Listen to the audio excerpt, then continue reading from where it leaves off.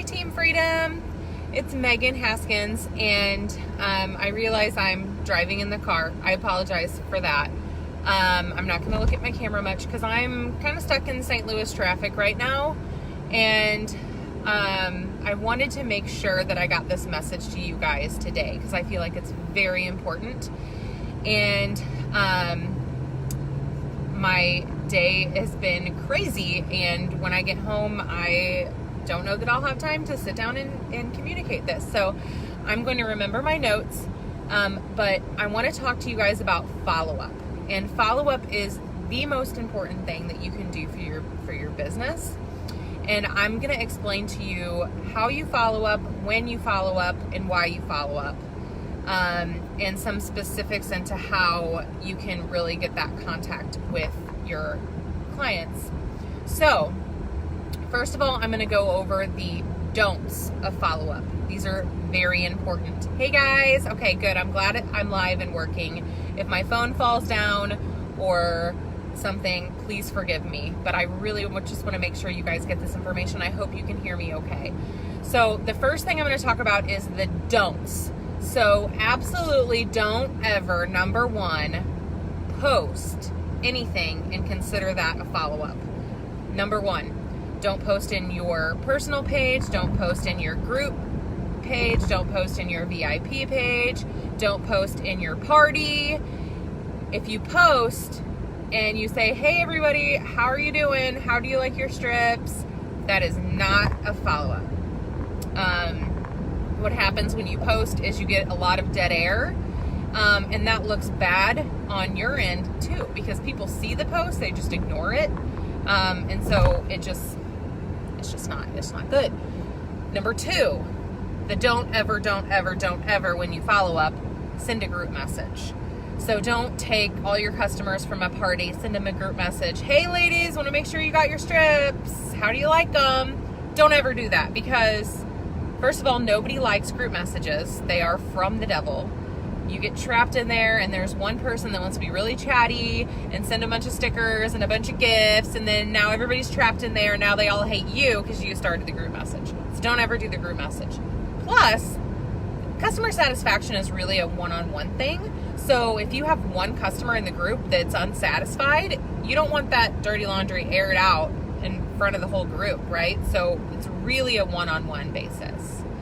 Okay, so number three, if you're taking notes, number three is always, and this is just my personal preference, friend your customers on Facebook.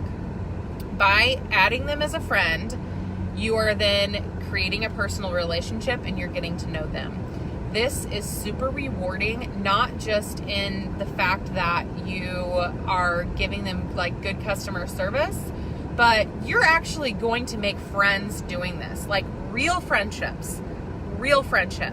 And I mean, everybody could use another friend, right? I mean, even if it's a virtual friend, somebody that you'll never meet, you'll have another person cheering you on, just in your corner, and there's nothing better than that sense of community when it comes to stuff like this. So always add your customers as a friend on Facebook.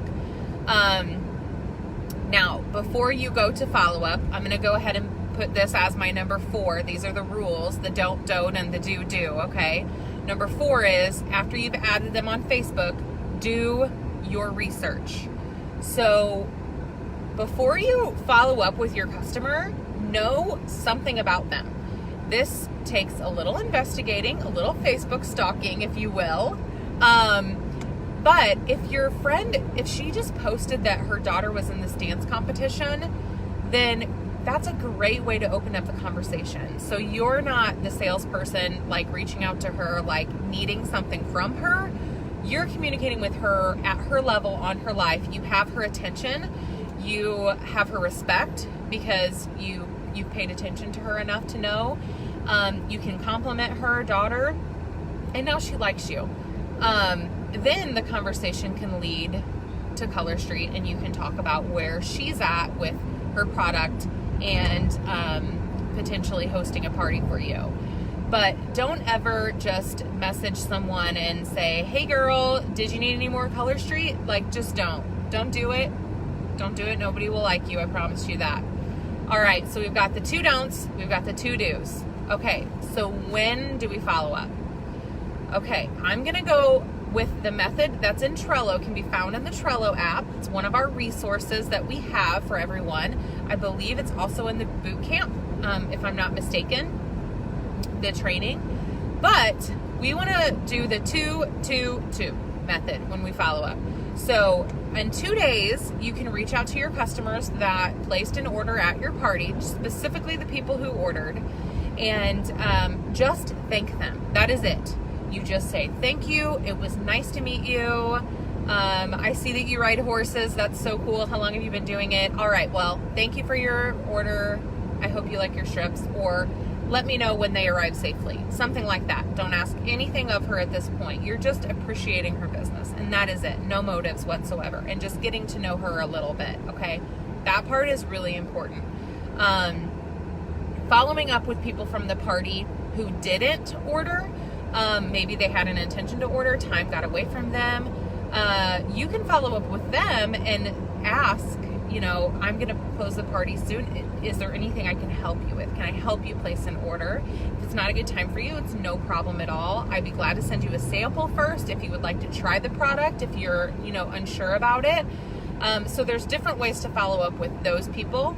But for the customers, it's really just a thank you and an appreciation in the 2-day follow-up. The next follow-up, this is my favorite one. So 2 weeks is the next one, and we are going to follow up with our customers and our hostesses. We're going to make sure that they've gotten their nails. We're going to ask them if they've had a chance to try the nails. Again, leading the conversation with something personal that you know about them.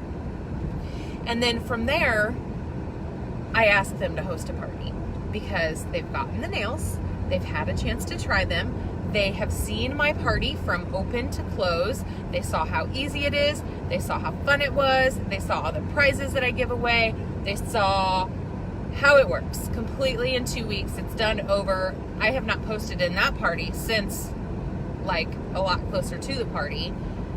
Because I don't like to blow up people's notifications. It's like when the party's over, it's over. And if you want to know where to find me for more strips, they're my friend on Facebook. They follow me on my business page. I don't put my events in groups to where I can post and repost and repost to capture the same audience over and over and over. I don't like that. I don't like that as a customer or as a friend when someone adds me into a VIP buy this crap group and then they post in it every day for 2 weeks, and then 3 months later they post in it again, and I know that I took myself out of it, but somehow I'm back in it. Hate it. Don't do that to your friends or your customers. Don't do it. Okay, so at 2 weeks, this is where I get a lot of my parties, just by asking if they're satisfied with their strips. Most of the time they are. However, this gives us an opportunity to really coach one-on-one with the people who were not satisfied with your strips. If someone didn't like it, or they think, oh, this is not for me, they may have been doing it wrong. So it really opens up the fact that you care, you want to make sure they're satisfied. You can offer to send them another set or some samples to play with until they get the feel of the application. Troubleshoot with them one-on-one. Chances are they may not reach out to you. Well, they might, because usually when people are not satisfied, that's when they do reach out to you the most. So let's be honest. But say they weren't ever going to say anything because they didn't want to hurt your feelings and they're your friend and they didn't want to disappoint you. I don't want to tell Megan this, but the product she sells really kind of sucks. I don't want to tell her that. So ask and help them get through it. And if you don't ask one-on-one and help them get through it, then you might lose the customer altogether. And then the 2-month follow-up is for all the customers and previous hostesses. If the hostesses want to host another party, it's a really good time because in 2 months' time we have either a new catalog, a new line, a new holiday, some new theme that they can repeat their party with. Also, in this time, I follow up with my hostesses again who have told me no, that they don't want to be a stylist. 2 months later, I see where they're at, because people think about it. After they say no, they don't forget about it for the rest of their lives. They are friends with you on Facebook. They are watching you. They know your lifestyle. And I'm not talking about like being like obnoxiously like bragging about all the money you have and all the free time you have and like all of this. Like, don't do that. I'm just saying they just notice things. They're noticing you and your life and your group of friends and all of this, that's all the good that's coming out of what you do, and they're still intrigued. So it's always good to ask them 2 months later if they've had a change of heart, or if they think Color Street might be able to fit into their life at this point in time. Okay. Also, customers, we want to ask if they need to reorder anything, let them know the current specials, you know, all of that in 2 months. But guys, the most important thing, and I already said this, is building those relationships. And it's not just to get the sales. It's not to trick people into liking you. It's because you want to be a good person. You want to care about people. You want to serve your customers. And that is what is going to just fulfill your life. I mean, genuine relationships is what I'm talking about. Just genuine. Okay, so I talked about the do's and don'ts. I talked about the when. Now I'm going to tell you guys how. How do I follow up? Like, how do I physically follow up? If you're not going to let me post to reach everyone at once, how in the heck am I going to reach everyone? Break it down. Break it down, okay? First of all, you can go into your parties